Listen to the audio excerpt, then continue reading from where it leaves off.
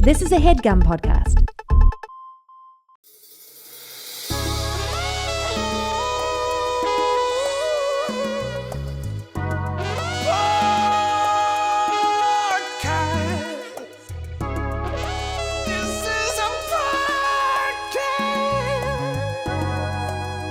You're listening to the Lamorning After Podcast. You are a huge Tiki fan. Or what would you call because that's why we wore these shirts today. So I've only done a few podcasts, but I'm realizing that by going on the podcast of a friend, you open yourself up to all kinds of ammunition that you would otherwise not open yourself to. Yeah. But also the fun thing about it being a friend's podcast is that at the end of the day, whatever you want taken out, we take out. There you go. Cut it like this. So look, on the subject of the Holocaust, yes, I am a Tiki person. And I feel like I had to come out of the closet as a Tiki person because that was something I kept secret for a long time. That's something that, why? I don't know, to be perfectly honest. But I was right to be concerned because when I turned one of the rooms in my home into a Tiki room, my friends were alarmed. There was a lot of I had no idea. Where did this come from? I mean, it really was as though I was speaking about my sexuality in a new way. Yeah. Because people had all kinds of questions. They want to know how long I'd felt this way. Was this my new identity? I had to explain that I've always been Tiki. Yeah. But I had been collecting a lot of Tiki ephemera and keeping them in a storage closet. And I finally not only turned one room into my house into a Tiki room, but an entire yard into a Tiki yard. That's one of the most beautiful things I've ever seen. Yeah, there's a volcano in it. It's a real volcano. It is an 8-foot volcano that has a waterfall and can also erupt. And it's awesome. It's like when I was back there, I was like, holy shit. It was also designed by Bamboo Ben. Yeah. And it was designed by Bamboo Ben, who for both of you, you're going to be like, I don't give a shit. I don't know who the fuck that is. Okay. But if you were in the Tiki community, that would be a big deal. Because Bamboo Ben is Tiki royalty. Really? So Bamboo Ben's grandfather designed the original Don the Beachcomber and Trader Vic's. Oh, wow. So he comes from a line of Tiki designers, and he is one of the most sought after guys. I mean, he's flown to restaurants all around the world to do. If you followed Bamboo Ben on Instagram, which I'm sure both of you will soon. Oh, I will after this. You would see his work he's just getting flown to places, and to get time on the clock with Bamboo Ben, to get a week with him working on your home is a huge deal. And so he came by the house. He came by the house. I proved I was legit. I showed him the room that I had already done the collection I already had. And we talked about the artistry of it. And I got the check mark. And so now I've worked from Bamboo Ben, and I also have work from Tiki Tony. Tiki Tony has work, though, on Lucky Tiki, though, that is behind Tail the Pop. Have you heard about this place? Yes. No. Oh my God. Yes. I took my daughter there to get a hot dog. Yeah. And there was a door. Yep. It's like a hidden door that leads to this brand new Tiki nightclub type bar. This is real? So Tail the Pop, you know that. It looks like a giant hot dog, and you can buy hot dogs there. Yes. Yeah. That place I know. And behind it, on the second story, in what used to be the Doors recording studio where they recorded LA Woman. Oh, shit. Wow. Is now a bar. And that bar is a speakeasy Tiki bar. Have you ever been? Oh, yeah. Yeah. I was there a few days ago. Well, yeah. Really? When you came out and went full Tiki. Yeah. And embraced my identity. Did you lose any friends when that happened, or did you lose anyone close to you? No, but I think a lot of my friends think this is a phase. Wow. And they just presume that at some point I'll grow tired of this, or I'll realize that it just wasn't really my identity. But the truth is, my love of Tiki goes back to Disneyland. Okay. And I love Disneyland. Yeah. So I love Adventureland. I love the Tiki Room. I love the Jungle Cruise. And, I think you can kind of judge a person by when they walk into Disneyland. Do you turn left, turn right, or do you go straight? Yeah. Do you know what your answer is? Is left Adventureland? Left is Adventureland, Frontierland. Straight is Fantasyland. Right is Tomorrow. Me? I go backwards. You leave. I hate it. You hate Disneyland? You go backwards. I like being at Disneyland when I have no responsibility. When I'm with my daughter or kids, and you don't see it through her. You don't have a No, because a further delight of experiencing it through her wondrous eyes? No, even when you put it in those beautiful words, no, because it's so stressful. And maybe if Are you worried about her getting kidnapped? I mean, that's a big part of it. I know there's a thing that beeline it somewhere. Everyone who grows up in LA hears this apocryphal story of the kid that is kidnapped and is found by Disney security in the back of a van in the Disney parking lot in the midst of their hair being like cut or changed color. And it's a complete bullshit story. Oh, okay. But anyone who grew up in Los Angeles heard that story at least once. Oh, shit. Well, there you go.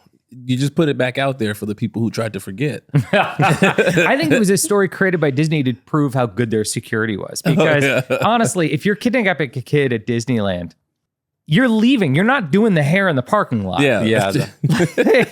I really wanted to throw you in the back of the van, but we'll just stop here. Let's just get a snow cone. You need bangs. Yes. I haven't gone to the one here. I've gone to in Florida, which that's Disney World. Yeah, which I think of as a very different park. And I know did you grow up on the East Coast? Yes. Yeah. So East Coasters go to Disney World. Yeah. West Coasters obviously go to Disneyland. Disneyland was the original. Disneyland was Walt's vision.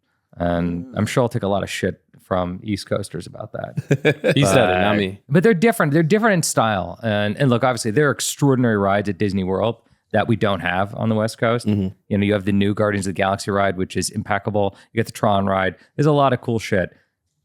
But there's something about Disneyland which was made haphazardly, quickly by the Imagineers, creating in real time. And you can kind of feel that as you walk through the park. It's that first rendition of the artist, and I don't know. I think there's something pure about it. When you go, how many turkey legs will you consume in one visit? Because that's a big part for me. I go straight to the turkey leg stand. That's amazing. You know what's crazy? I'm a big Disney head. I've been countless times. I'm a Club 33 member. I was going to ask you about that. I'm deep. Okay. I have never had the turkey leg at Dude, Disneyland. what? Oh, I know. Breaking news. I've had that. I know. I mean, I would like rope drop the churro cart, but I've never had the turkey leg. Here's the thing. When I say I hate Disneyland, that's not what I hate amusement parks. By the way, you didn't use the word hate before. You just took it to another level. When I said I fucking hate Disneyland, that's not what I meant. I meant it's just amusement parks. And it comes from a place. I hosted a game show. This is back when I had no money, and an offer came in for something, and I said, "Okay, I'll do it." And it was this game show called Brain Rush, where the crew's great, everybody's great on the show, and fun concept back then. It was Cartoon Network's first live action show, and it was essentially Cash Cab, but on a roller coaster. So a kid would come and sit next to me on a roller coaster. It's a great idea. And then I'd ask them questions on like the ascent. Like I'd read them a story, and then on the way down, I ask them questions about the story they just read, and they're trying to answer it, and they're like, "Oh my god, I don't know, man," and they're like freaking out. And it was a cool idea, but every time I got off the roller coaster, I had to throw up, or I was nauseous, or I ended up with a concussion because I was riding so many times that my head kept snapping back. This is such a typical actor story. I mean, this is the same actor story as I put down on my resume, I knew how to ride horses. Yeah. And then I got my leg broken on a horse. That's what it was. I said I was fine with it. They almost fired me after the pilot. Love them. Yeah. They almost fired you? Yeah. Because you threw up? After the pilot, I just kept throwing up, and I was so sick the whole day. They were like, "Why are you going to do a whole damn season of this?" Right. I was like, "Oh, I'll be fine. Yeah, exactly. I've been drinking. That's all." You know? Even worse. So ever since I would have then, loved to have met that Lamorne who's just like, "Do you speak German?" Fluently. Yeah. Oh my God. You back in the Do you know day, any martial arts? I got 3 black belts in 3 different forms. No. I wish I could. I'll find it and I'll pull up my old resume. You know when you used to staple your resume to the back of your headshot? Yeah. I lied about everything on that. Right. What was the most? Do you remember what the most egregious lie on your resume was? The most egregious one that I spoke Spanish. I was like, I don't. Said swimming is a special skill, but shitty swimmer. At the time, I couldn't swim at all. Horseback riding is definitely one of them. That's on there. What else? I said, as far as sports go, I listed every sport. Right. I don't know the first rule of like football, like soccer. I don't know how to play baseball to save my life. I can't swing a bat. So that, but also what I put on there as just like a little bit was critical thinker. Critical thinker. Yeah. I used to direct commercials, and sometimes I would do a campaign where part of the job was we're going to do the American campaign, but to save money, we're also going to do the Spanish language version of the campaign at the same time. Yeah. I don't speak Spanish, but they would entrust me with directing this, and they would always say, "Well, we'll have the Spanish ad agency there, and they'll just watch the dialogue for you." Right. Great. So we cast this GM spot that was a big campaign. What made it great, and you'll get this, is, as an actor, when you want to do a commercial, what you're hoping for is a national, or what it used to be. It was like a national was like, that's going to pay the rent for a year. You don't have to think about shit. It was a GM campaign that was across, I think they had 8 or 9 divisions. And this is when they still had Saturn and a bunch of other divisions that don't exist anymore. And you were going to do the commercial, but then at the end, they were going to swap out the car, and it was going to become 9 different nationals just by swapping the car in the last shot. And as an actor, you were going to get paid full boat for 9 nationals just to do that one commercial. And so people were coming at it hard. They really wanted this job. Yeah. And we cast this woman for the Spanish language version. She did great. And then we get to set, and they changed the script on her, and she's really, really struggling. And we found out she's just Ukrainian and just learned. She just nailed that one line. and of course we're doing takes, and I don't know that she's fucking it up. I'm like, you don't they speak switch the Spanish. dialogue. She seems to be doing fine. And the ad agency is like, this isn't working. There's something strange going on here. It's like, 1 sec, must read line. How do you feel about GM car? Don't they have Damn, my God. man. So you lied about horseback riding on your resume. Yes. You lied about swinging a baseball bat, swimming, and being Spanish, a critical thinker. and critical thinker. Yeah. Imagine if they had casted you for a Univision polo, polo, the sport of polo. Yes. In the water. I would have been so fucked. Like I would have been. Even now, I'm a good swimmer now, but like in 2019, I wasn't the best swimmer. No. And I got asked like 2 days before having to be in Mexico, could I come and like star in this movie opposite my friend Nassim Pedrad? And I was like, oh, it's Nassim, I'll do it. Didn't read the script. I just trusted Nassim was doing it. It's gotta be funny. So I'm on the plane reading the script, and I keep reading about all this ocean bullshit. I was like, It's basically Waterworld. I was like, You're in trouble. Nassim, you know me. You know I don't go hang out in the water like that. And I had to go and do it. And I remember one scene. Do you remember that? Where I do. I'm on a paddleboard, and underneath me are 5 like Mexican like Navy divers, whatever. Navy SEAL, SEAL types. They're like literally dressed in all black, and they're just like doing circles underneath me, just in case I fell and panicked and like freaked out.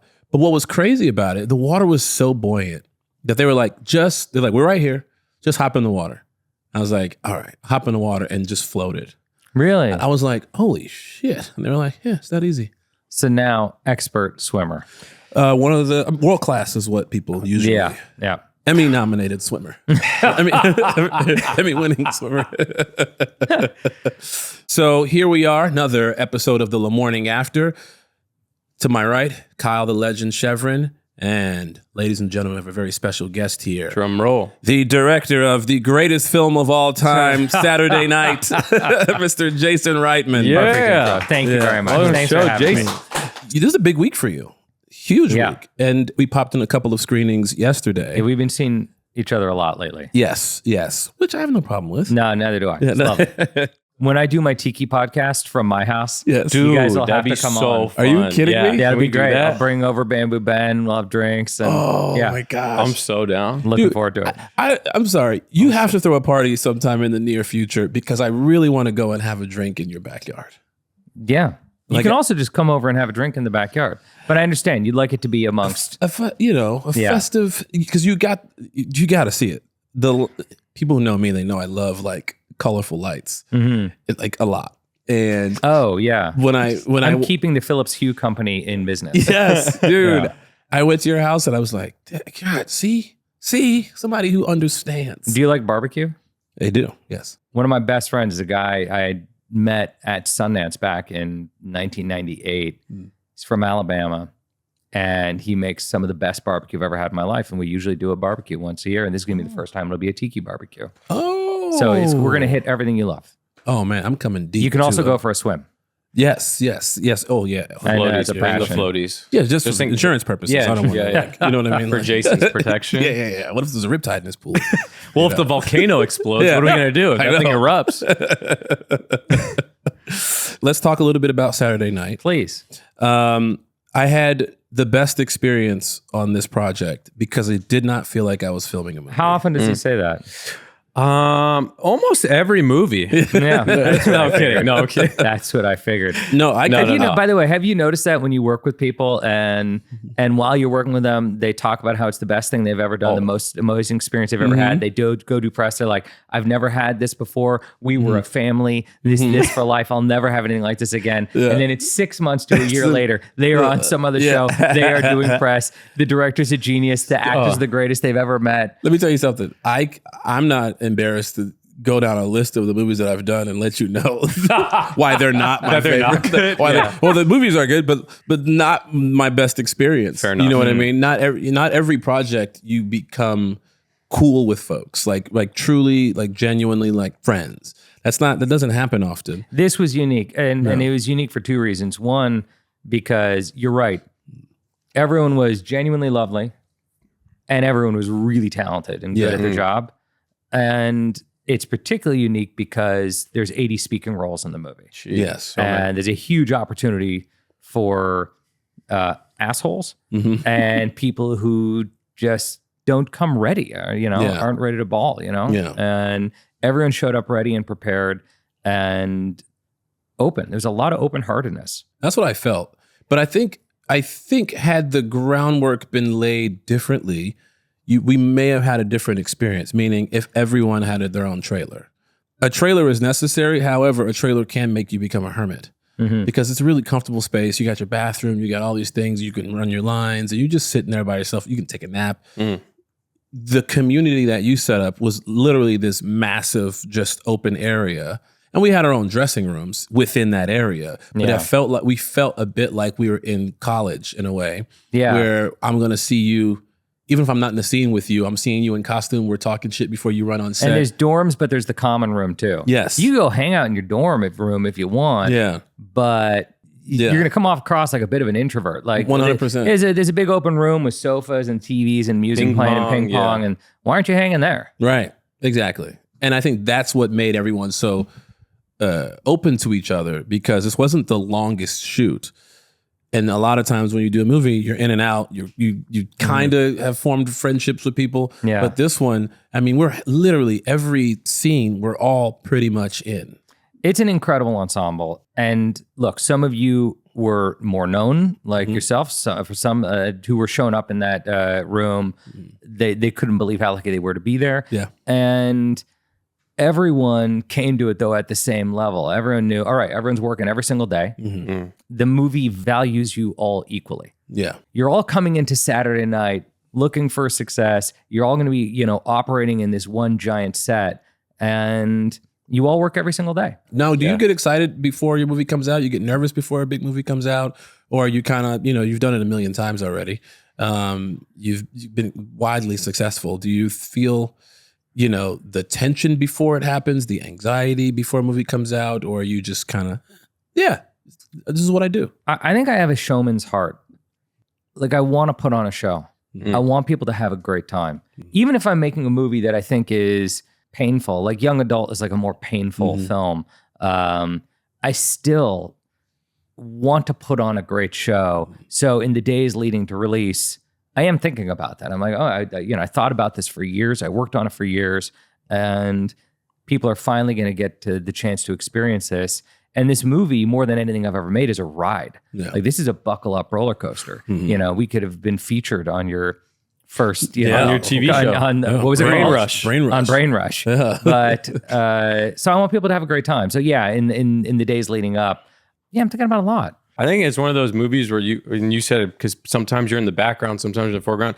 It's one of those movies where you're going to have to watch it like 2 or 3 times just to catch everything that's happening because your movement, there's no static moments like in the film at all. Yeah. And you have to catch everything, you have to at least see it twice. Yeah. Like I've only seen it once at this point, but I need to go see it again. It's a highly choreographed movie. Yes. And I think it's hard to explain that to people, that it's kind of like a dance movie. Yeah. And that every morning I had this giant whiteboard, and like a football coach, I'm drawing out the plays of where everyone's going to go, where the cameras are going to go, where everyone's going to be. And the first few times we attempted, it's just a complete mess. And slowly it would coalesce, but it would coalesce because there's, 30, 40 speaking roles that day. There's 80 background actors, and they're each telling a different story. Mm-hmm. Even when we wrote the movie, we had to track everyone's story. Yeah. So even if Garrett's not in a scene, I need to know where Garrett is because I need to know the next place he's going to pop in. Yeah. And even if he's just walking through the background, I need to know what is Garrett looking for at that given moment so that Garrett's action will be specific. Even as basic as what is he wearing in that moment? Like, where is he going? Like, there's so many changes. There's so many quick changes at SNL. You know what I mean? And what I found interesting, and I don't think this ever happened on the same day. Did you ever film Jim Henson and no in the same day? That would have been amazing if you had to like jump characters in one shot. Yeah, that'd be wild. Nicholas Braun plays both Andy Kaufman and Jim Henson in this movie. That would have been crazy if there was a day where they both were on the call sheet. Have you ever seen any behind the scenes of Jim Carrey talking about how he did Eternal Sunshine of the Spotless Mind? No, he did. There's a scene in it where he's watching himself. He's like watching one of his memories, and the camera just swings back and forth where he's in a doorway watching him in a memory. And when you first watch it, you're like, oh, I guess they just must have hit a cut when they swung the camera. And they didn't. They literally, he's in the doorway in one version of himself. And as the camera moves around, he would run over to the chair, quickly wipe his hair over and take on that other character and react. And then as the camera came around again, he would run around the other side of the camera back to the doorway and then be the other guy. Holy crap. I always love that he's movie. The best. That's why he's one of the goats. Yeah. But as you know, that really appeals to me. I think there's certain filmmakers who are really into the digital technical side of filmmaking, who are excited about all the things you can do in post and like what you could do once you get the film into a computer. I am very the opposite. For me, it's what can we do together if we think like high schoolers putting on a play? If we just have to put everything together with a scotch tape, and do everything in camera and do crazy shit. You ever seen the extra scenes on Terminator 2? Oh, I've seen them all. There's this scene they did where they wanted to go into Arnold's head. They're like pulling something out of his brain, and the way they did it CPU was chip. Yep. It was supposed to be in front of a mirror, but it wasn't a real mirror. It was just a window, and they needed people to play both sides of the reflections. They had Arnold on one side, and they had a fake Arnold, obviously, on the other side. They were going his head, and then they had Eddie Furlong and his double. But then with Linda Hamilton, she has an identical twin.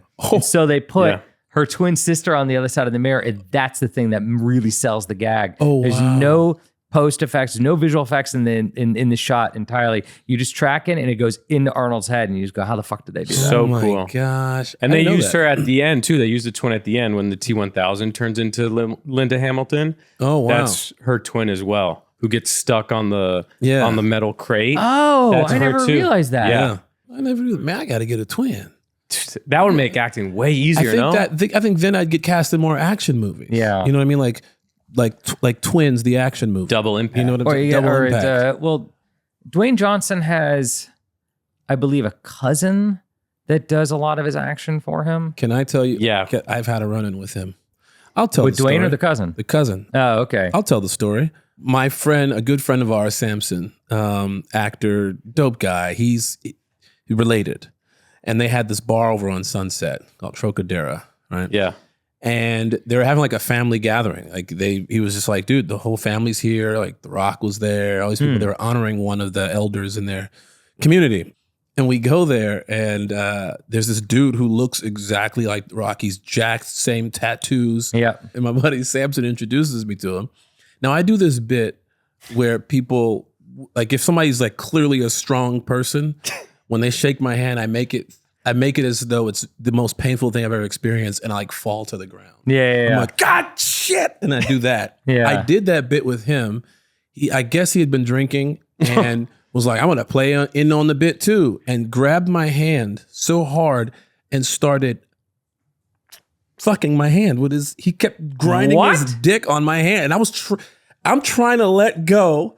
I'm like, fuck, and he's just going in front of everybody, and now here I am down like this with my hand on the Rock's body double's junk. Was it rock hard? It rock hard, bro. My hands are soft, dog. Like when that like woke him up. Well, you can't blame him that. And I was smelling good. I was like, why is this man aggressively violating my palm?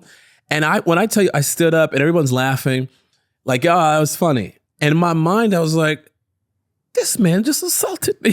There's a level of aggro brosmanship that I've never understood since I was a little kid, and I continue to not understand today. It's a chromosome that I'm missing, or just a DNA that I just never grew up with, but like it actually doesn't even make sense to me. Yeah, people punching each other in the balls is fun. Oh, dick tap. And I'm like, that could cause like long-term damage, dog. It's like, I get it, but that's my dick. I don't know how to be at that moment. Like, I don't know how to be in a locker room. Yeah. Did you ever play sports growing up? No, I ran track, but that's not really a Same locker here. room kind of. I did high jump. Here. No one's broing out at high jump. I mean, you high jump, you go on the basketball court, you can grab the rim, there you go. You never knew. I could high jump pretty well for a Jew. I went to the do you ever heard of something called the Junior Maccabees? Yes, the Maccabee Games. Yeah, really? Yeah, that's a real thing. This is like the Olympics for Jews. Yeah. Really? And You both ever competed in it? I went to the never Junior competed. Maccabees in track and field. Oh, wow. I got a silver medal in high jump. Oh, yeah? Dude, you're an Olympic medalist. That's gotta be on the resume. Yeah.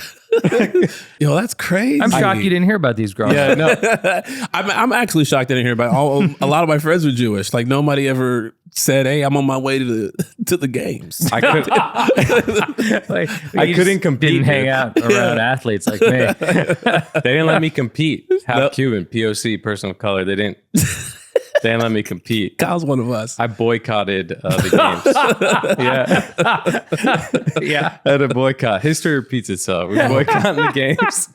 So something we like to do on this show is we like to poll the fans. Yeah. Right. We go to the fans, we poll them, sometimes together. Individually, sometimes we poll. Yeah. But what we did today is we polled them with you in mind. Yeah. And they sent in questions specifically tailored to you. So you go to them and you ask them for questions. Yes. Yeah. How many of them are Ghostbusters questions? That's a great question. I think 0. Are you going to tell me who asked it? No, we don't have their names on here because we didn't care Yeah. about those people. Yeah. We want your questions. We don't want your integrity. So has there ever been a movie idea that you had, thought was great, started working on it, and realized it's dog shit? Yeah. I think, some might say that I had movies ideas that were dog shit that I followed all the way through to fruition. What's your least favorite His movie of his movies. You're asking? of your own movies. What's your least favorite? If you could give it back, you'd give it back. Oh man, I'll tell you what. The hardest thing about answering that question is this, because I have one in mind. Mm-hmm. As an actor, you go to do a movie, right? Mm-hmm. You either get an offer or you audition, however you get into it. But someone asked you to be there, and you did it. Turns out good, turns out bad. You're like, look, they asked me to be there. I tried my best. Right. When I do a movie, I'm telling people, I'm asking them, hey, will you sacrifice half a year of your life for me or a year of your life for me? Yeah. You're going to wake up early. You're going to get back home late. Your kid's going to miss you. Your health will be in decline, but it's going to be worth it. Yes. Because a year from now, when you see this movie, you're going to realize that, yes, your girlfriend left you. Yeah. Yes, your child doesn't talk to you anymore. Damn. But it was worth it. Because, look at this movie. So I mean, I'm kidding, but it's kind of true. Like you're asking people to make crazy sacrifices and join you wherever the hell you're shooting it. You're saying, come to this part of the world and figure out how to live out of an apartment over there for a little while. And so then when the movie sucks, it's not only, oh man, I made something that's not great and people think I'm an idiot or they think I have no talent. It's, I convinced 100 people or more to do my project over another project that could have been a huge hit, something they'd be really proud of for the rest of their life. And they made all kinds of real life sacrifices. So for me to right now go, oh yeah, this movie, that was a mistake. Yeah, I think about those 100 people going, why the hell did you ask me to come out there? And Fuck you, Jason. Yeah, seriously. You son of a bitch. Don't you know I could have done this instead? I could even if I did, I could have traveled. I could have seen the world. I could have, met the love of my life. And instead, I was there on set freezing my ass off. You know what I say to the actors or the crew and everyone involved in the process, including yourself, you have to put the journey ahead of the goal. Because we all have goals and we all you have to finish the movie and you want the world to see the movie. But if the movie is not great, it doesn't negate the good time you had putting it together. Right. And the relationships that you formed with people, because everybody doesn't get to do what we do. And it's fun. It's fun to travel. It's fun to meet interesting people, weird people, cool this, fun that, doing press junkets, staying in nice hotels, traveling on private. That's really awesome. Once the movie's over, it's over. But like what I take away is the relationships that I build with people and the fond memories that I have. So even if the movie, I've done a couple, take backs, but I love the people that I worked with. You know what I mean? And I go, well, it was cool making it. It didn't work out. It wasn't the greatest. But if Lamorne Morris, if I offered you two options right now, all right, one is going to be the greatest shoot of all time. You got to film in your favorite place on earth. You went wild. You met 10 different women that were phenomenal. But then halfway through the shoot, you fell in love Zoe Kravitz. with, someone, exactly. You found your favorite new restaurant, your favorite new bar. You made all these friends. It was the greatest shoot of all time. Comes out, movie's horrible. It will be. And it's not only like horrible. It's not, it won't even be forgotten. It gets turned into a meme that's going to haunt you for the rest of your life. Webb? Wait. Or you have the worst shoot of your life. You shoot in Siberia. Your scenes only take place between 3 and 7 a.m. You're in Speedos the entire shoot. It's the worst shoot of all time. But lo and behold, Best Actor, Oscar winner, Lamorne Morris. Which one are you doing? Oh, gosh. Having done both. It's the journey, right? It's the journey, right? Well, I obviously I'm going to take Siberia. You know what I mean? I'm going to take Siberia because I look at that goal, like the thing that you achieved will help me go back and have another experience potentially. Good answer. You know what I mean? Yeah. So I'm taking Those are very great political answers by both of you guys. So well, no. text 244 to vote for Reitman Morris 2024. Okay, guys? But no, I will tell you this. Doing Fargo, I mean, it's not Siberia, but the shit was minus 40 degrees all damn day, every day, like shoveling the car out of snow, kind of sometimes. Well, driving out of snow, days like that when your holding area is a tent with mice in it, like that type of stuff is crazy to me. Yeah, but it helps your performance and you get an Emmy out of it. You win some hard. I go, that's awesome. Every single time. That's how it goes. Every time it's cold, you get an Emmy. I made a movie called Men, Women, and Children that, look, I'm really proud of. I'd go make that movie again. No one's ever seen it. Has anyone in this room seen that movie? Men, Women, and Children? Not a single person. No. I've seen men, I've seen women, and I've seen children. All right. It's not all in a row. But we shot in Austin, Texas, fell in love with Austin, Texas. Not only because the city's so great, but we had a crew of people who just love movies and loved film, and they were into it for all the right reasons. I had an extraordinary cast. I had Adam Sandler in it, doing an insane performance, Judy Greer doing an insane performance, and a lot of incredible young actors. Timothy Chalamet's first movie. Really? Ansel Elgort was in it. It was my first movie with Caitlin Dever, who I've now worked with a bunch of Oh, times. I love her. It was an extraordinary shoot. We got along amazing. Everyone had a really good time. And yeah, I'm bummed that it's a movie that basically doesn't exist. Like I say it out loud and you don't even know I'm talking about a movie title. But yeah, that's how it goes. But you're right. I wouldn't give up that shoot for anything. I'm going to go and watch that. And I think everybody else will and should. Jason, which character from the Fast and Furious franchise would make the best and worst roommate? Oh, which characters would be the best and worst roommates? Yeah. Well, and you have to forgive me. I don't know Vin Diesel's character name. What's his name? Dominic Toretto. That sounds like a pretty bad roommate. I mean, he's going to talk too much, and that's going to be a horrible roommate. You're trying to sleep, and he's like, think about family. Yeah. I know. Why? There's a couple guys on Instagram that I follow, and they go to car meetups and only say dialogue from the Fast and Furious movies.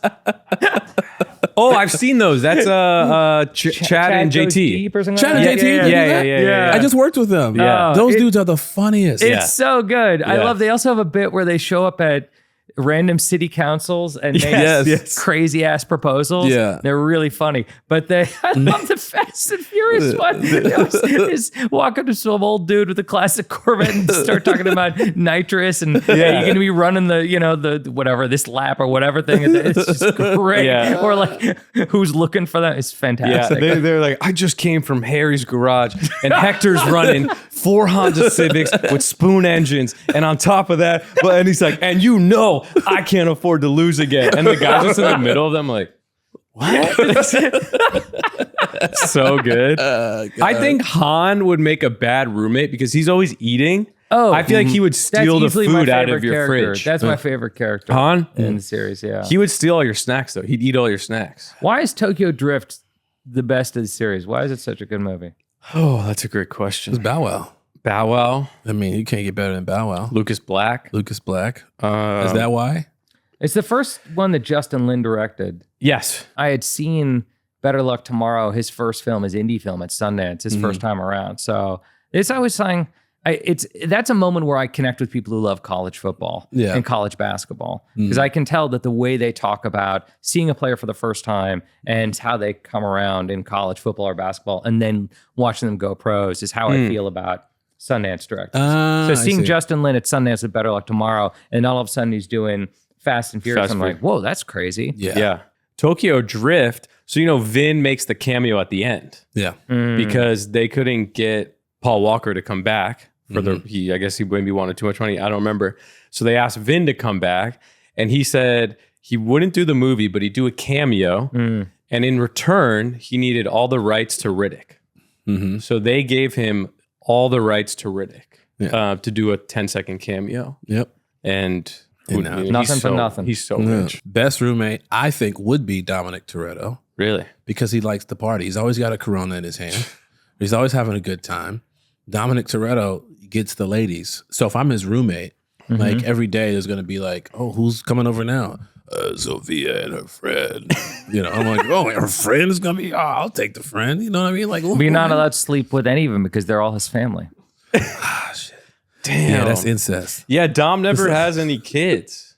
Wait, no, he did have a kid with... Does he have children in the series? Yeah, he has one with Chris Hemsworth's wife. Oh, I'm blanking on her name right now. Towards the end, right? Yeah, Mijo. He always calls him Little Mijo. Little Mijo. We can't forget about Ja Rule, who's also in the franchise. He might make a good roommate. Oh, I don't know. Because I can't go to sleep while somebody's always hollering. Like, Murder! Him and Seagal did a prison movie one time. Why am I blanking on the name? Look that up, guys. This is a work of art. Sinbad, I know. Ja Rule and Steven Seagal. Oh. Yeah. A Sinbad in it would have been amazing. Did I just mishear you? Yeah. But yeah, you guys got to go check out that Ja movie. Rule and Steven Seagal did a movie? Half Past Dead. That's it. Yes. That movie's crazy. What's up with Steven Seagal and all these three-word films? Marked for Death, Out for Justice, Half Past Dead, Hard to Kill. Hard to Kill. What's that about? Is that a 90s trend that was happening? simple. You know what I mean? Like when you're naming a film, how much input are other people putting in and marketing? They say, oh, well, this title works best because of this or because of that. Or is it just, no, this is what I named it? This is the advice I can give on the subject of naming movies is name it early. If you don't name your own movie and just say, this is the name of the movie, everyone will weigh in. That is when the studio will weigh in. That is when they'll test the name of the movie. They'll go out and see what the country likes, which you don't want to find out. If you just say, this is the name of the movie, everyone's like, cool. Yeah. Okay. And they just kind of go along with that. And even if they hate it, they presume that it's something that they aren't even allowed to bring up with you. But if you come in with a little, I don't know, it's untitled, we'll try it, you're fucked. You're fucked. So there's a movie that I've been trying to get made, and I think I'm going to make the movie once the schedule clears up. I'm an Emmy winner, post SNL Oscar winner.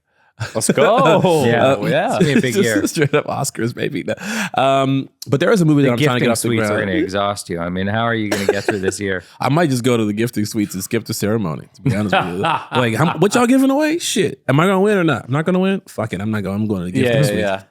But there is a movie title. If I tell you this movie title, let me know from the immediately. Will you or will you not make this movie? If this Based on the title alone. Based on the title alone. Will I make it or see it?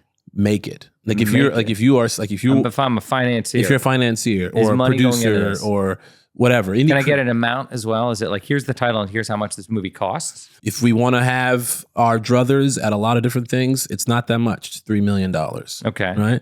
If we want to go straight up guerrilla indie, we got 2 Alexas or something and we got like a very small crew, $250,000. $250,000. $250,000. Okay. It's a really contained movie. Okay. The movie is called Suicide Bombers Win the Lottery on Their Way to Murdering a Bunch of People. I don't know. 10 seconds ago, You were in. I was literally texting my accountant. And It's like, we got 250. Go yeah. ahead. Now I'm calling a hotline. We changed the name to We Are the Flood. We'll address that later. But that movie will be made. Shout out to Jermaine Fowler. I have another question for you. If your girlfriend or wife was invisible to everyone but you, how would you convince your friends that she actually existed? So she's a ghost? I mean, she's got ghost-like qualities. Okay. You know what I'm saying? But she's just transparent. Yeah, she's just transparent. She's there. Can I ask questions? Yeah. Can she interact with the real world? Whoa. When does she walk through a door? Or does she open the door? Does she pick things up? When friends are there, do they see floating objects? Yeah, that's too easy. That'd be be too easy. easy. Because you can be like, baby, go pick that up. It's a ghost. She can't And I'd be pick like, anything Got it. So she can't interact with Yeah. any matter. No. No. Except for in the throes of passion I knew you were going with just you. I see. So I can feel her. Yes. And she can feel you. I could Good. feel And Also important. also, it's very, very important. I've been Yeah. with women who they didn't even know I was there. What are her aspirations? to be a real boy. Like I want to be like I want to be boy. with a dreamer, And I'm just imagining a version of life where no one will ever see her, no one will ever pick up her presence. It's actually kind of this is a much bigger cosmic question of Well, what if I was with someone who actually did not care about their impact on the world in any which way or form, could I still be attracted to them? Could I still share a life with them? You guys got deep with this. I was just going to say, I was just going to blow some like Cheeto dust on her from my fingers and see if it just like made an outline. Yes. Because I can see her. You can see her. I don't just sense her. I see her. Yes. Am I crazy in this? Like a force ghost. I'm gonna go ahead and say you are crazy to be wanting to date an invisible woman, but you're not crazy because she is there, and she's changing the world. I mean, you're bringing up a lot of interesting questions because are you dating someone for how she appears next to you, to all the people you know? Because that's kind of what you're asking. Because my life with her could be deep and meaningful, even if no one can see her or know of her existence. But the bigger question for me is, could I actually be with somebody who literally has no impact on the world around her, doesn't care about her impact on the world around her, I'm not sure. Could you? I know I could. Just for a little bit of time. Unless she's jealous. Like if she's a jealous invisible woman, that's going to be weird because sometimes they'll give you a +1 to some of these parties. And I don't want to be rolling there with the invisible woman. So I might bring another lady just as like a +1. Like, you got to come see my movie. And then she's going to be there the whole time just invisibly pissed and like annoying the shit out of me. But what if you and your invisible girlfriend cast someone as the physical embodiment of her? So you together decide this is what she's going to look like out in the world. And when you go somewhere they sit with next to her, each other. it's like this is Zoe Kravitz. She's presenting as her. Honestly, I feel like we're writing your next film. Yeah. It's good. No, I feel like we're writing it. And we can call it Suicide Bombers Win the Lottery on their way to murdering a bunch of See how it all people. comes together. Yep. You could almost put a Ghostbusters logo on it. That's We could. Yeah. We got to get Kevin Bacon in this movie. Oh, yes. Yeah. Hollow Man. Shout out Kevin Bacon, too. Okay, this is kind of around this topic. What's something someone could wear during sex that would make you never want to have sex with them again? I don't think there's a single thing. Okay, but your girl shows up with rollerblades on. What you gonna do that? Oh, we gonna make that work. I used to rollerblade. Jason's done it. How Jason's dare done it. you? Jason's done it. You know what the closest thing I can come up with? Yeah. And I'm sure going to offend somebody, but I grew up a Lakers fan. Okay. And I think there was a time when had she been wearing a Celtics jersey, Oh, yeah. that would have been a deal breaker. But now I'm an adult, and now I'm like, that's kind of hot.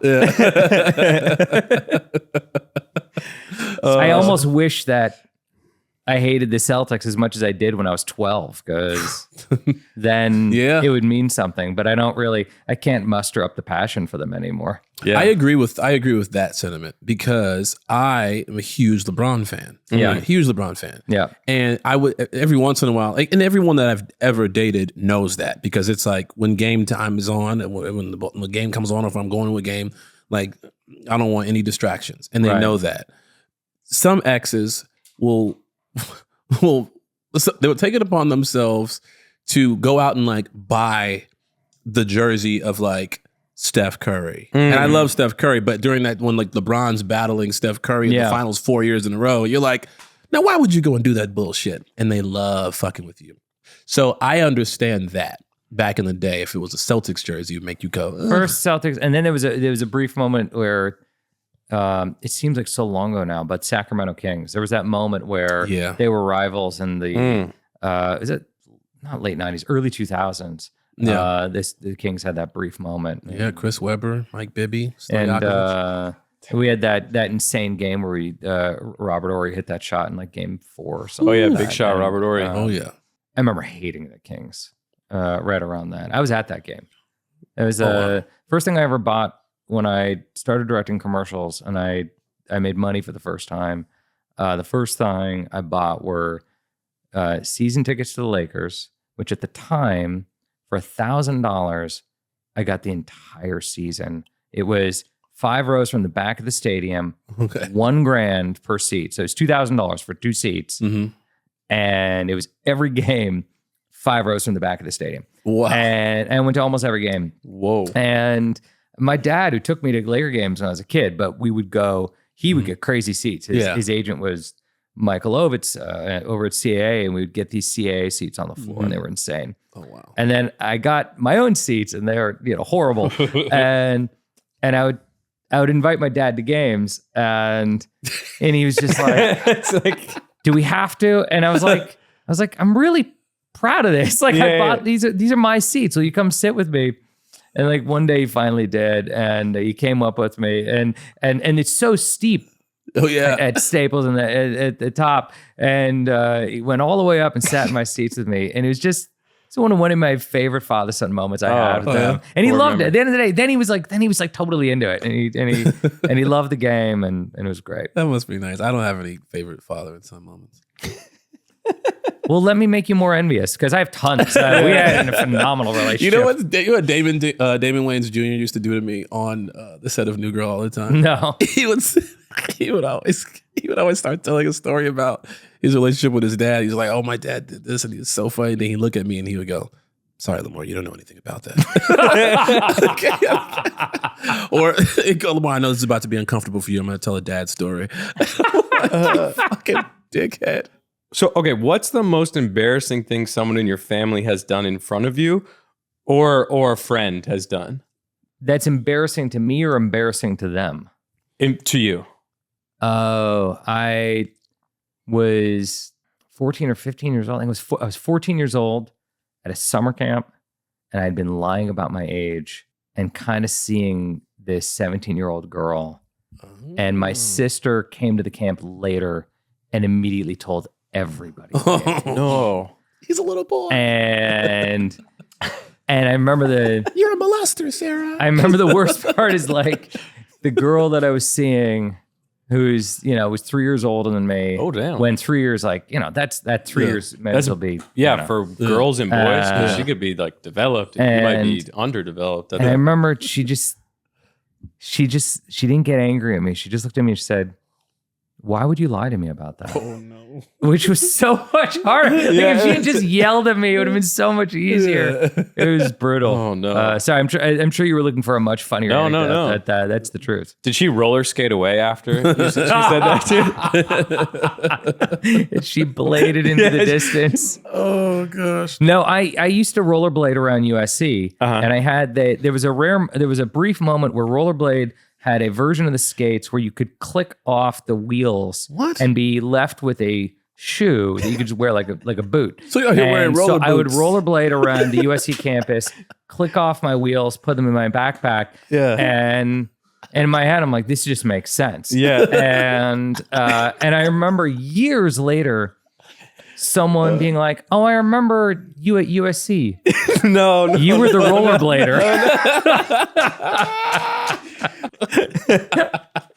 Which one of the original SNL cast members would you most want to do a Freaky Friday body swap with? Oh. Remember, they get control of your body too. I've never great wanted question. to do that with anybody. That's really interesting. Freaky Friday body swap with an SNL original. I know who I'd say I'd pick. Yeah, I think I know too. I wouldn't pick Carrot Who would you pick? because he was going through some shit. I'm picking Chevy because that was like the golden boy. Right. He's tall, handsome, funny. You see, I could want to be Gilda. what do you say, Gilda? I think I'd want to be, she's a person you're trying to understand from the outside anyway. Like what made her who she was. And she's just this well of empathy and brilliantly funny. Like, I think, and Jewish. So I'm already like, all right, I feel like I already know a little bit of how to play this, but. I'm gonna go, Chevy. I'm still gonna go Chevy. Yeah, you want Easy Street. You're like, I want to be Easy Street, but he has to swap with me too. Dude that just like the world is handed to him. How long do you think you'd have to walk in someone else's body to truly understand them? It would have to be a solid week. And wait, and do you get to feel, because you're not feeling what they would feel, right? You're feeling how you feel. You're just reacting to how the world treats you. Yes. I don't know if there's ever a time you could put on it because, my good friend Quavo said, "Walk a mile in my shoes, something you can't do." So Shut the fuck up. What is that old quote that people used to put in their yearbooks all the time? Never judge a man until you walk a mile in his shoes. Mm-hmm. That way, you're a mile away and you have his shoes. What's kind of shocking is that of all these Freaky Friday movies that they've done, it's never been about you put on their shoes and you become them. Considering the famous quote, you'd think it'd be a movie called Mile in My Shoes and you put on the shoes and you become the person. Well, that's called Like Mike. Yeah. Oh, when Bow Wow puts on those sneakers and he puts on Michael Jordan's shoes, and he just becomes Michael Jordan. Oh, is that how it starts? He puts on the shoes and that's how he becomes him? These old beat up shoes. Never mind. And they happen to I'd be pissed if I got a mile away in Jason's shoes only to realize like, shit, these things have wheels? You would have gotten there so much faster though. These come with wheels? And you would have experienced joy. Oh man. You want one more? Or should we get into? Let's play the voice. So put these on Jason just for the voicemail because it's going to come through there. If this is about inline skating, I'll be really impressed. We have a hotline, so people start calling in. It's something new. Wait, how about inline hockey? Do you have just as much? No, I actually played in the league. Okay, so then what's the problem? Oh no, I love it. Did you ever take your rollerblades and wear them outside the rink? No. Well, no, I skated around my town, but then I got into skateboarding. But the one concussion I've had, only one, inline blading. Really? Yeah, I dropped in from like a 3-foot mini pipe and just went straight back. Oh, that sounds scary. Yeah, it was fun. What? Yeah. Well, because inliners, rollerbladers, and BMXers, at least in the early 2000s, a lot of beef. Yeah. They don't like each other. And I went to this camp called Woodward. There's one here, and then there's one in Pennsylvania, Extreme Sports Camp, where you do those 3 things. I think now they've recently let in the pogo stickers, whatever, the scooter guys. It sounds racist for some reason. The scooter guys? The pogo stickers. We love our scooter guys. They're great people. I didn't think inline blading was that hard to drop in because I could drop in on a skateboard no problem. So I was like, I could do this. Put it on, went straight back, had a helmet on, hit the coping, slid down. Ooh. And I've told it on the podcast. My friends thought I was doing a bit because I was just at the bottom of the half pipe making weird noises. That's scary. Okay, here's the voicemail. All right. Hey, Lamorning, Kyle. This is David from Los Angeles. If you guys ever get Jason Reitman on the pod, I have a question for him. So in 2005, for my 15th birthday, I took friends to see his first movie, Thank You for Smoking.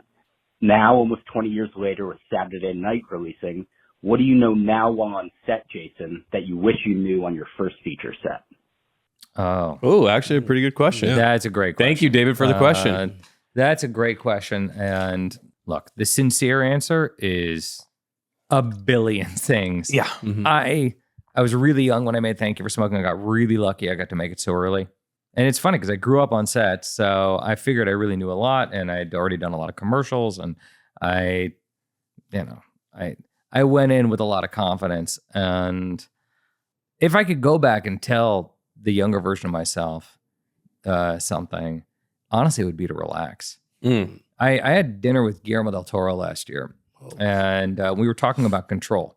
And because directors, we wrestle with our relationship with control, because we do want to control the world. I mean, that's why you make movies. You want to control every aspect, control the viewing and auditory and storytelling experience that an audience can have in a movie theater. But you also have to let go, and you have to let people in. And he said to me once, when you're tight, you have only yourself. But when you're supple, you have the universe. That's some of the best advice I've ever gotten as a filmmaker. Yeah. Don't be so tight. And I've tried to take that into each progressive movie of, you're surrounded by talented people. Let go. Yeah. Just let go and let them help you be better. And I think back on Thank You for Smoking, definitely there was a big part of me that was just trying to control every aspect. I mean, Thank You for Smoking was a movie where I would have still, and this will shock you now because we've worked together, where I would cut an actor mid-take and be like, no, that's not right. Yeah. Oh, wow. You know what I mean? That's wow. crazy. Yeah. Yeah, but I was 25 years old. I didn't know shit. Yeah. That's wild. I'd be like this. I'd be like, what? The fuck? Let me do my thing. Yeah. Needed to relax. Yeah. And learn to trust the people around me more and express my appreciation for them. That's another thing. Yeah, 25 years old. And, I wasn't thinking about how early people are waking up to get to set and create a set and do their job so that I could try to tell a story. Yeah. And I kind of knew it, but I wasn't really thinking about it. And I certainly wasn't showing my appreciation for it. So yeah, there's all sorts of kind of storytelling things about how to start and end scenes and how to do coverage and how to do this and that. I would go back and tell Jason, all kind of shit like that. But the bigger ones would be about, you may not know it, but you're on a huge team right now. And you're going to be a lot better director if they know how much you appreciate them and if you lean into them and listen to them. Yeah. So that would be it. I love that. Yeah, that makes Sorry, perfect it's a little sense. sincere. I know. No. No, that's a real answer. We appreciate I think it. a lot of people, especially aspiring directors, will appreciate that. Yeah. When we clip it. Don't eat shrimp at catering.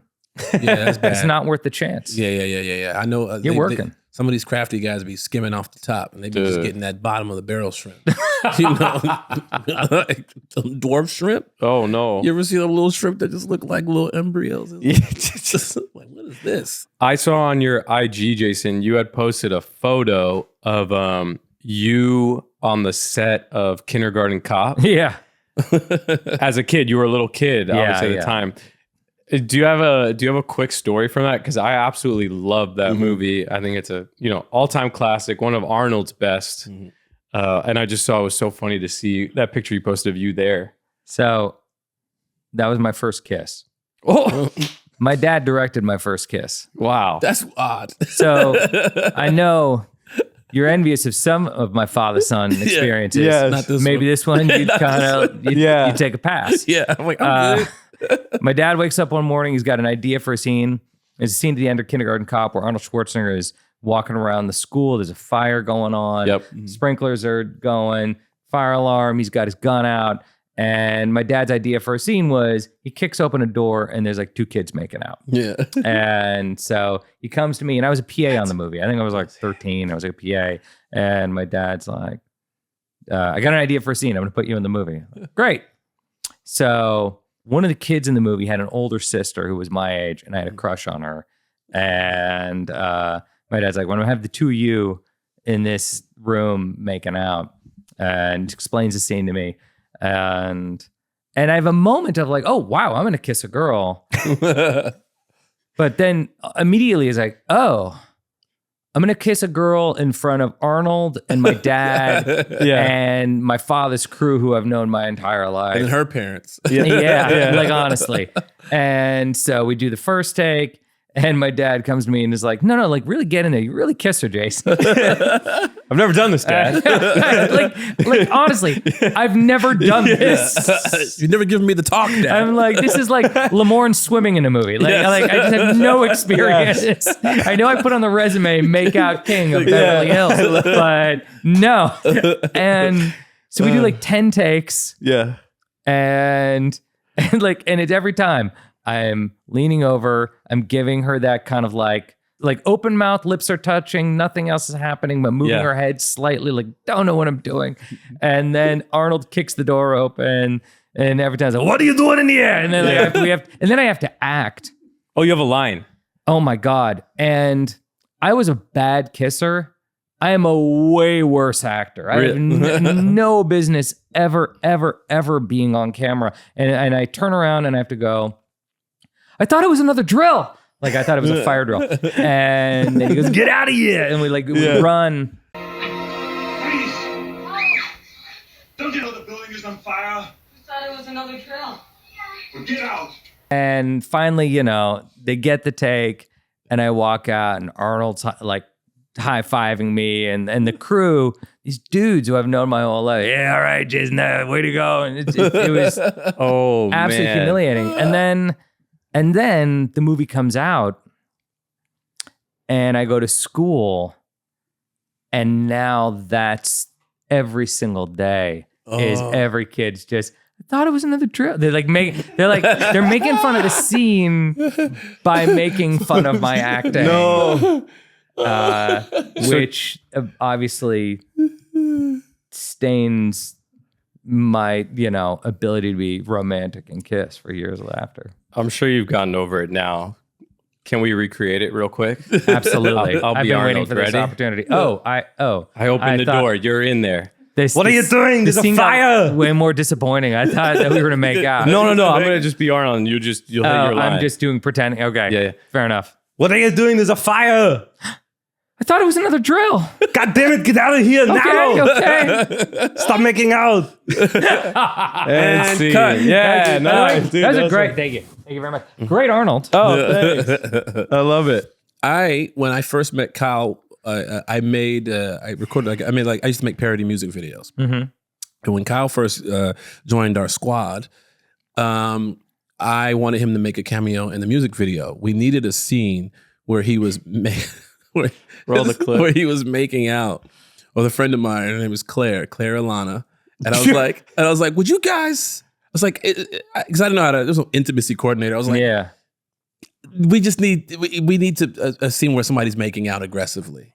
And they were like, how aggressive? And she's like, she's a British actress. So she's like, down for whatever. She's like, yeah, sure. And guys are like, what do you mean? I'm like, whatever you guys think aggressive making out is, I'll let you guys discuss that. If you cut to the video, this man is licking her face. We have very similar intros to Hollywood. Oh, yeah. Yeah. Jason, this has been very fun. Yes, my friend. Thank you for being here. You guys are lovely. Thanks for having me on. Dude, The movie is coming out. it's out in theaters, select theaters now. It's doing well. The fans love it. People are talking about it. I get a million tweets about it. Yeah? Mhm. Yeah. I love hearing that. And I had the best time working on it. And I we talked about that earlier. I actually mean that. I actually genuinely mean that. You set quite the environment, my friend. And I hope future directors can take a note from your playbook. And because that was a pretty cool time. It was a pretty cool time. I loved that shoot. Yeah. And you were wonderful in it. Thank you, my friend. Greatest actor of all time? We'll see. Still up for debate. Yet to be named. It would be weird if you were already the greatest actor of all time. Yeah. I know I'm not, just because I didn't really care about doing it. You know what I'm saying? That's I not thought I the- was gonna play ball. It's not something you aim for, like a swimming career. Play ball. Yeah. I'm a hooper, dog. Yeah. No, I honestly, I would, not to get too sincere, but what I loved were our conversations. Mhm. And you end up having different kinds of conversations with different actors about, whatever's on their mind. Usually it's all about insecurity. Yeah. That was not what our conversations were about. Yeah. And you're always looking for a win. You found a way to do something in every scene, no matter where you were located in it. And you were thoughtful about what Garrett was thinking and what he cared about. It was all the right things. I enjoyed every one of our conversations. Oh, it was a thank pleasure making the movie with you. I can't wait to make the next one with you. Oh, thank you, my friend. And we already got it planned out. Kyle comes every time. I'm just curious. Almost. Okay. Yeah. Okay. Wait, Okay. you wasn't there for Fargo. No, I didn't go to Fargo. You're No. like- No. I like Calgary. No. But honestly, Calgary's a great town. You missed out. Yeah, you I- did miss out. We shot Ghostbusters in Calgary. Oh, did you? Yeah, more cinematography Oscars have been awarded to things shot in Alberta than any other state. Holy shit. Holy crap. No, I had such a fun time just kind of being a fly in the wall and just kind of getting to not interrupt, but just kind of watch and see, like, from a directing standpoint, like, you do your thing and what you were focusing on and paying attention to. So that was really cool for me, just to be kind of like a fly on the wall. So thanks for letting me watch and Absolutely. absorb Thanks for and being Freaky Friday you. Yeah. All right, folks, make sure you like and subscribe. Do the thing with the notification bell. Text your friends, tweet your friends, let them know. We got the man, we got the legend here, Jason Reitman, and we also got Kyle and everybody else. So much love.